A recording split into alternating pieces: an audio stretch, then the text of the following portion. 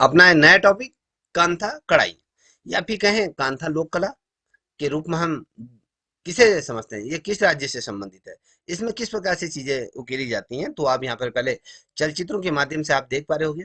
यहाँ पर एक महिला, इसको जो गोल सा रिंग है उसको कुछ कहते हैं, मैं भूल रहा हूँ अभी।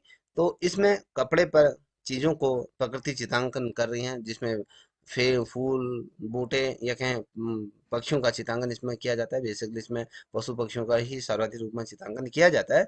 जो ये लोक कला है, अब थांका जो कढ़ाई या लोक कला जिसे कहते हैं, ये बंगाल की प्राचीन कलाओं में से एक है। ये बंगाल की क्या है, लोक कला के रूप में मानी जाती है, जो कि कपड़े पर की जाती है। देखिए, इस कला में पुरानी साड़ियों और धोती के सफेद जो सूती कपड़े होते हैं, उनको जोड़कर निचली सतह बनाई जाती है। इसमें याद रखना, जो ये महिला बना रही है, तो अभी तो ये कपड़ा आ रहा है, तो उस पहले समय में क्या किया जाता है, तो जो पुरानी जो साड़ियाँ हो जाती है और धोतियाँ होती थी, वो जो सूती की धोती होती थी, उनको क्या होता है, जोड़ उन पे जोड़ लगाया जाता था। फिर जाके उसकी सतह पर ये अलग अलग तरीके के डिजाइनों को उकेरा जाता है, जिसके ऊपर कई परत परत चढ़ाई जाती थी। तो कई, ये परत का मतलब होता है कि जो ये सुई धागे का जो अलग अलग पैटर्न बनाए, उसको कई परतों में बनाई जाती हैं, याद रखिएगा।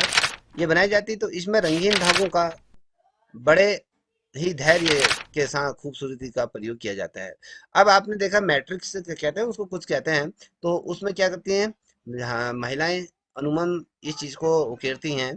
ठीक है, आप अगर देखो, ये चिकन कढ़ाई के रूप में भी अगर हम इसे कह सकते हैं, तो आपने चिकन कढ़ाई का एक सूट पहनती होंगी, तो उसमें इस प्रकार के धागों से चीजों को उकेरा जाता है, डिजाइन उकेरी जाती है। तो कहीं ना कहीं उसी का एक स्वरूप इसको लेके चलिए। जो थांका कढ़ाई है, तो इसमें क्या किया जाता है, आपकी धोती होगी या साड़ी होगी या सूती के कपड़ों में इसको क्या किया जाता है, इसको बनाया जाता है। बेसिकली जो ये कला है, वो बहुत ही ज्यादा कॉन्सेंट्रेट होकर, ये कहें धैर्य का ये समय लेता है। धैर्य के साथ इसको कार्य किया जाता है, जो खूबसूरत ये होती है। कांथा कढ़ाई में धागों से विभिन्न प्रकार की के जो जानवर होते हैं, यहाँ पर आप देख पा रहे हो, यहाँ पर देख पा रहे हो कि पशु पक्षियों को दर्शाया गया है, यहाँ पर फूल दर्शाया गया है। तो यहाँ पर क्या होता है, विभिन्न प्रकार के जानवर, स्थानीय वृक्ष और फूल पत्तियों को ही इसमें गाड़ा जाता है। याद रखना, क्वेश्चन क्या पूछा जाता है कि थांगा लोक कला के अंतर्गत किन चीजों को उकेरा जाता है। ठीक है, क्वेश्चन आता है, हम बना रहे हैं क्वेश्चन, तो आप क्या कहोगे कि भैया उसमें जानवर या स्थानीय वृक्षों और साथ ही फूल पत्तियों को उकेरा जाता है। तो यह देखिएगा, तो ये चीजें पूछी जा रही है। यहाँ पर से दो तीन क्वेश्चन बन गए, तो यहाँ पर देखिए। अब ये कढ़ाई की अगर बात करते हैं, थांगा की जो कढ़ाई जो कला है, इसको थोड़ा समय, मूल कांथा रजाई के रूप में बच्चों या बड़े लोगों के लिए उपयोग में लाई जाती है। जब पहले की अगर हम बात करते हैं, बेसिकली इसका जो प्रयोग किया जा रहा था, जो रजाई होती थी, रजाई को खूबसूरत बनाने के लिए, तो बच्चों के लिए और साथ ही बड़े लोगों के लिए इसको प्रयोग में लाया जाए। अगर आपने देखा होगा, जब आप लोगों के बच्चे होते हैं तो खतड़ी बोलते हैं, हम पहाड़ी में खतड़ी भी बोलते हैं। तो उसमें क्या होता है, बच्चों के लिए एक अलग से वो बिस्तर बनाया जाता है। वो पुराने कपड़ों की दरी हो, ये तमाम चीजें चादर हादरों की बनाई जाती हैं। आप लोगों ने बनाई नहीं बनाई, वो चीज अलग है। तो वो चीजें बनती थी, और उसमें लोग बच्चों को सुलाया करते थे, और बड़े भी उसमें सोते थे। तो इसलिए ये करे। अब ग्रामीण परिवारों की महिलाओं द्वारा प्यार और देखभाल के साथ बनाई गई ये होती है, प्यार से और बड़े ही संतुलन से इसको बनाया जाता है। इसमें बंगाल की लोक कला की समृद्ध परंपरा के प्रतिनिधित्व किए जाते हैं, सौंदर्य की झलक हमें देखने को मिलती है। अब यहाँ पर देखिए, यहाँ पर एक क्या कह रहा है, यहाँ पर देखिए, एक बेटी अपने पिता के लिए, एक पत्नी अपने पति के लिए, एक माँ अपने बच्चे के लिए कांथा बनाती है। ठीक है, याद रखना कि बेटी अपने पिता के लिए बनाती है, पत्नी अपने पति के लिए बनाती है, माँ अपने बच्चों के लिए ये कांथा बनाती है। अब इसमें क्या है, पुरानी साड़ियाँ और धोतियों के सफेद सूती के कपड़े को क्या कहता है, जोड़कर निचली सतह इसमें तैयार की जाती है, और उसके ऊपर कई परतें उसमें चढ़ाई जाती हैं, परतें बनाई जाती हैं। जबकि उसकी जो मोटाई होती है, वो हमारी आवश्यकता अनुसार है। कोई ज्यादा मोटा चाहता है, कोई कम पतला चाहता है। तो आवश्यकता पूरी ना हो, अपने आवश्यकता के अनुसार जब तो पूरी ना हो जाए, तो उस तरीके से उसमें क्या कहते हैं, वस्त्रों को जोड़ते रहते हैं। और पुराने वस्त्रों में अगर बेसिकली आप देखोगे, वस्त्रों में सुई से पिरोए जाने वाले जो धागे होते हैं, उनको धैर्यपूर्ण तरीके से कहते हैं वस्त्रों के किनारों से निकाला जाता है। याद रखिए। अब यहाँ पर कुछ चीजें देख पा रहे हो, ये देख पा रहे हो आप, दिखाई दे रहा होगा।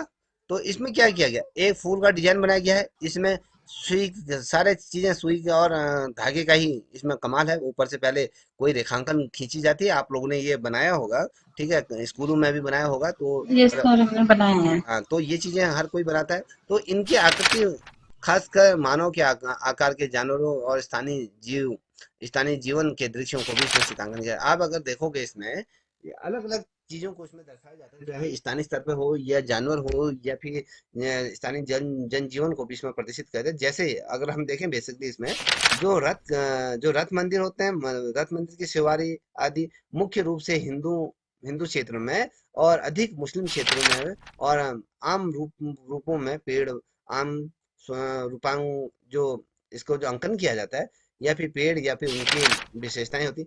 आप ये मत सोचिएगा इसको मुस्लिम नहीं करती, मुस्लिम महिलाएं भी आज इसको सारथी रूप में इसको कार्य करती हैं। चाहे वो उनका जो बुर्खा होता है, बुर्खे में भी डिजाइन डालने के लिए काफी चीजें बनाती हैं। तो बेसिकली अगर देखोगे मुख्य रूप से हिंदू और साथ ही अधिक तौर पर अगर देखें तो मुस्लिम क्षेत्रों में इसको आम रूपांकनों के रूप में देखें, पेड़ों के रूप में उनकी विशेषताएं इसमें दिखाई जाती हैं। जबकि कई सरल डिजाइन इसमें डाली जाती हैं। सरल डिजाइन मतलब ये, आप ये डिजाइन देख पा रहे हो, ये सरल डिजाइन है। आप, मैं भी इसको बना दूंगा, आप भी बना दोगे, ठीक है। तो ये इस प्रकार से चीजें बनाई जाती हैं।